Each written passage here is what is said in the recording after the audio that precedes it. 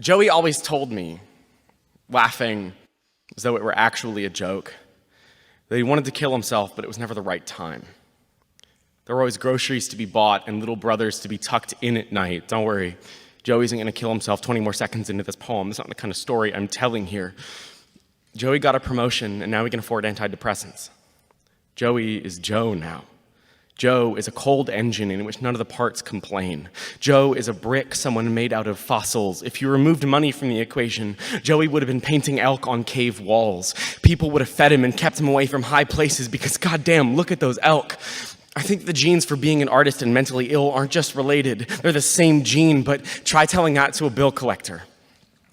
We were 17, and I drove us all to punk shows in a station wagon older than any of us. We were 17, and I bought lunch for Joey more often than I didn't. We were 17, and the one time Joey tried to talk to me about being depressed when someone else was around, I told him to shut the hell up and asked if he needed to change his tampon. You know that moment when the cartoon realizes he's taken 3 steps off the cliff, and he takes a long look at the audience like we're holding the last moving box in a half-empty house. Joey looked like that without the puff of smoke. He just played video games for a half hour and then went home.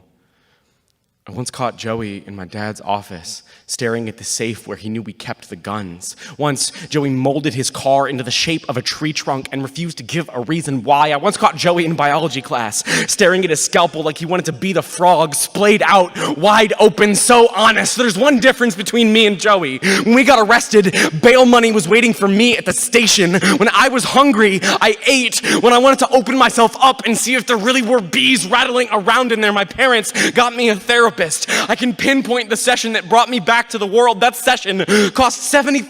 $75 is 2 weeks of groceries. It's a month of bus fares, not even a school year's worth of new shoes. It took weeks of $75 to get to the one that saved my life. We both had parents that believed us when we said we weren't okay, but mine could afford to do something about it. I wonder how many kids like Joey wanted to die and were unlucky enough to actually pull it off. How many kids and people who cared about them but also had to pay rent. I'm so lucky that right now I'm not describing Joey's funeral. I'm so lucky we all lived through who we were to become who we are. I'm so lucky. I'm so lucky.